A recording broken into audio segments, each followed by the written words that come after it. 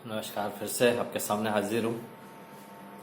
थोड़ी देर पहले एक वीडियो आपके सामने भेजा हूँ मैं ध्यान का, थोड़ा सा अधूरा था, मुझे ऐसा लगा अभी दे देता हूँ मैं। एक्चुअली मैं अल्फ़ा स्टेज में जाने के बाद में एक्चुअली स्टेज अल्फ़ा स्टेज आए कैसे, उसके लिए एक process mind to no mind, मन से अमन की स्थिति में लेके जाना पड़ता है। तो ना अमन की स्थिति में आ जाते हैं तो ध्यान कंप्लीट होता है। उसके बाद में संयम किया जाता है, ऑटो सजेशन जिसको कहा जाता है, ऑटो सजेशन। इसमें बहुत सारे प्रोग्राम्स होते हैं, उस प्रोग्राम को बोला जाता है अल्फा स्टेज में। तब हमारी इच्छाएं, शांति, सुख सब कुछ मिलने लग जाता है, हमारी सारी इच्छाएं कंप्लीट होने लग जाती हैं। चलिए फिर से ध्यान की ओर लेके जाते हैं। मैं पढ़ाई के बारे में बताना चाहता हूँ, कोई भी काम के बारे में बताना चाहता हूँ, खासकर बच्चों की पढ़ाई के लिए। बच्चों का भी मन लगता नहीं है एक्चुअली में पढ़ने में, पूरे टाइम उनका ध्यान इधर उधर रहता है। हम समझ नहीं पा रहे हैं एक्चुअली में क्यों उनका ध्यान ऐसा हो रहा है, परंतु हमको समझना चाहिए कि उनको पढ़ाना कैसे है। पढ़ाने के लिए फिर वही प्रोसेस हमारे सामने आना चाहिए एक्चुअली में, कि कुछ न कुछ उनके लिए दे दिया जाए उनको। मैंने देखा कई बच्चे जब पढ़ते हैं तो अपना वीसीआर देखते हैं, टीवी देखते रहते हैं, या कुछ खाते पीते रहते हैं, कुछ खेलते रहते हैं, कई लोग व्हाट्सएप देखते रहते हैं। तब मैंने ध्यान दिया कि इनको प्रोसेस में लेके आना चाहिए एक्चुअली में। उनको कुछ खाते समय पढ़ते समय कुछ खाना दिया जाए, या गाने सुनने दिया जाए, उनका एंजॉयमेंट करने दिया जाए। जब ये सब प्रोसेस करेंगे वो लोग, जब उनका लेफ्ट साइड का जो ब्रेन है, कॉन्शियस ब्रेन, किसी कार्य में जब लगा रहेगा तो वो अच्छे से पढ़ पाएंगे एक्चुअली में।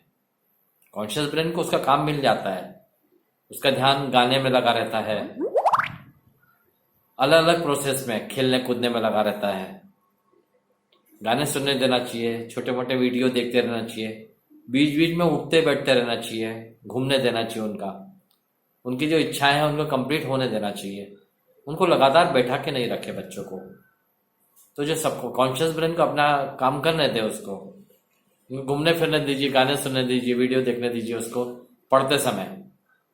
उसके बाद में जो उसका सबकॉन्शियस ब्रेन है उसको अपना काम करना है, अच्छे से काम अच्छे से करने लग जाता है सबकॉन्शियस ब्रेन। उसकी मेमोरी अपने आप ही बनने लग जाती है, और कॉन्शियस ब्रेन को भी उसकी इच्छा की चीज मिल जाती है। उसको खाना पीना मिल जाता है, गाने की सुनने की इच्छा मिल जाती है उसको। कभी कभी बीच में बातचीत करते रहना चाहिए, तो उनका आनंद में चले जाते हैं बातचीत करने में। उनका मेंटली पीस महसूस करते हैं, वो लोग शांत महसूस करते हैं।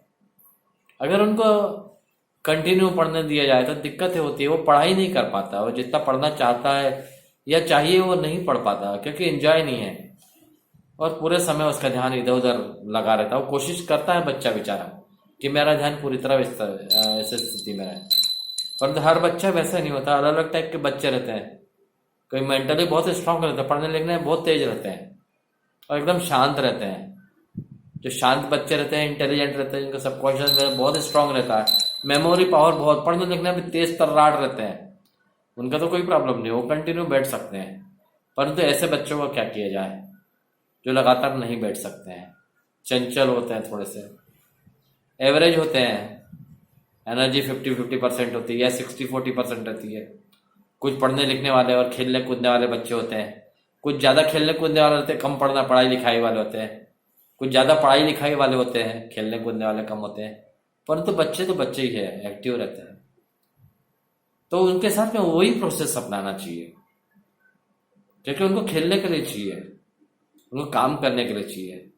जब पढ़ाई करते हैं तो उनका ध्यान कहाँ, वहाँ पे लगाइए जो करना चाहता है बच्चा।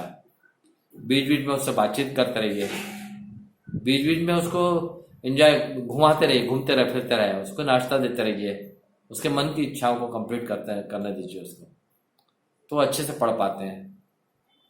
यही ध्यान की प्रोसेस, ये पढ़ाई की प्रोसेस, इसी में बच्चों को आगे बढ़ाना चाहिए, तो वो डेवलप हो जाते हैं अच्छे। अगर हम लोग ज़बरदस्ती बच्चों के साथ करेंगे तो फिर और नेगेटिविटी आती है। हमारा ब्रेन की एक खासियत रहती है अपोज करने की, वो हमेशा अपोज। हमारा ब्रेन किसी की बातें सुनना ही नहीं चाहता है। एक्चुअली गॉड जो जिसको भगवान कहा जाता है या ब्रेन कहा जाता है, उसकी खासियत होती है वो अपोज करता है, कभी भी एक्सेप्ट नहीं करता वो। आप स्वयं देख लीजिए अपने आप को, किसी की बातें हम लोग मानते ही नहीं आसानी से। जहाँ हम लोग ट्यूनिंग मैच हो जाती तो भी मानते, जब हमारी इच्छा होती तब हम उसकी बातें मानते हैं सामने वाले की। हमारा ब्रेन अपना काम करना चाहता है, एक्चुअली में अपने हिसाब से काम करना चाहता है, और अपने हिसाब से तभी काम करता है जब अपनी इच्छा होती है। तो इसके लिए भी प्रोसेस एक्चुअली में वो अपने हिसाब से वायु तरह ये विचार तरंगे चल रही है, विचार तरंगे चलती है तो अपने आप ही अपने ब्रेन में विचार तरंगे आती है और उसकी इच्छा जागृत होती है। तो बच्चों के पीछे ना पड़े, उनको पढ़ने दीजिए उनको। जब वो ऐसे पढ़ते रहेंगे तो प्रॉब्लम उसकी कम हो जाती है, उसको टेंशन नहीं होगी। वैसे भी आजकल परेशानी ज़्यादा है बच्चों के साथ में, मेंटल टेंशन उनको बहुत ज़्यादा एंग्जाइटी बहुत प्रॉब्लमेटिक होते हैं। जो पुराने बच्चे थे उनके साथ में ऐसी प्रॉब्लम नहीं थी, कड़क थे, तेज तर्राट थे, मार भी खाते थे। हम लोग तो खूब मार खाए हैं, मार खाते रहते, परंतु असर ज़्यादा नहीं होता था। पढ़ने में वैसे भी गधे ही थे हम लोग, पढ़ने में अच्छे नहीं थे, परंतु ये मेरे लिए बहुत फायदेमंद रहा। पढ़ने में अगर बहुत अच्छा होता तो शायद इतना आगे नहीं बढ़ पाता। बहुत स्ट्रगल पीरियड, बहुत प्रॉब्लम। पोल्ट्री फार्म भी खोला, डेयरी फार्म भी खोला, जो मेरी पढ़ाई भी अजब ही टाइप थी। मुझे एजुकेशन करने में कम से कम मैंने बीएससी पढ़ने में मेरे 4 से 5 साल लग गए। सप्लीमेंट्री भी आती थी बीएससी में, परंतु पक्का हो गया था मैं। फिजिकल बॉडी के बारे में अच्छी जानकारी हुई मुझे, उसी कारण एक अच्छा रेकी मास्टर बन गया। तो इतना आज के लिए बहुत काफ़ी है। Thank you so much. अगर कोई जानकारी चाहते हैं तो मुझसे वो ले सकते हैं। ये वीडियो आपके सामने पेश कर रहा हूँ, लीजिए। मेरी हकीकत है एक्चुअली में, दूसरों की बात मैं नहीं मानता। मैं आपको किताबों के बारे में कभी नहीं बताऊंगा। मैं मेरे साथ में जो अचीवमेंट हुआ है वो फेलुअर के कारण हुआ है। बहुत फेलुअर देखा मैंने, परंतु ये हर फेलुअर के साथ में मुझे सफलता जुड़ी मेरे साथ में, मैं सफल होता ही चला गया।